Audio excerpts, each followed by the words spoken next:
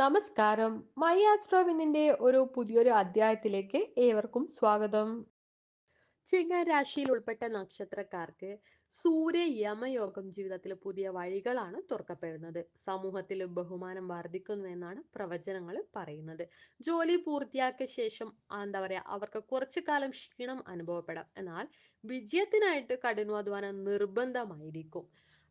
സാമ്പത്തിക കാര്യങ്ങളിൽ വലിയ തീരുമാനങ്ങൾ എടുക്കാൻ അവർക്ക് കഴിയും.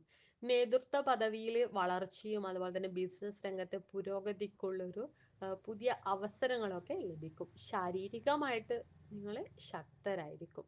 അടുത്തത് ധനുരാശിയാണ്. ധനുരാശിക്കാർക്ക് പഞ്ചകയോഗം ധനസമ്പാദനത്തിലെ പുതിയ അവസരങ്ങളാണ് തുറക്കപ്പെടുന്നത്. കുടുങ്ങിയ പണങ്ങളൊക്കെ കൈകാര്യം ചെയ്യാനും പിന്നിട്ട ജോലികളൊക്കെ പൂർത്തിയാക്കാനൊക്കെ കഴിയും. മനസ്സിലെ സംതൃപ്തിയും സന്തോഷമൊക്കെ ഉയർന്നു വരും. നിങ്ങൾ ഏറ്റെടുത്ത എത്ര വലിയ തീരുമാനങ്ങളൊക്കെ മടി കാണിക്കാതെ മുന്നേറാനുള്ള ഒരു സാഹചര്യം ഉണ്ടാവും. പോസിറ്റീവ് ചിന്തകളും ആത്മവിശ്വാസമൊക്കെ വർദ്ധിക്കും. മാനസികമായിട്ട് എന്താ പറയാ ശക്തരാവും. കരിയറിൽ ഉന്നതിയിൽ നിങ്ങളെ എത്തിച്ചേരും. ഇപ്പൊ മൊത്തത്തിൽ പറയുകയാണെങ്കിൽ ഈ ആത്മീയതയിലേക്ക് താല്പര്യം കാട്ടുമെന്നാണ് ഈ പ്രവചനങ്ങൾ പറയുന്നത്. അടുത്തത് മീനം രാശി. മീനം രാശിക്കാർക്ക് സൂര്യ യമ ഐക്യം അനുകൂല ഫലങ്ങളാണ് നൽകുന്നത്. പണം സമ്പാദിക്കാൻ പുതിയ വഴികളൊക്കെ ഉടൻ തുറക്കപ്പെടും.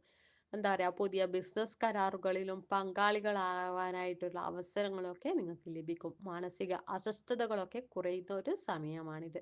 ആത്മവിശ്വാസം വർദ്ധിക്കുകയും അതുപോലെ തന്നെ കുടുംബാംഗങ്ങളുടെ പിന്തുണയൊക്കെ കൂടുതലായിട്ട് നിങ്ങൾക്ക് ലഭിക്കും. പഴയ പദ്ധതികൾ പൂർത്തിയാക്കാനുള്ള ഒരു സമയമായിട്ടാണ് ഇത് കാണുന്നത്.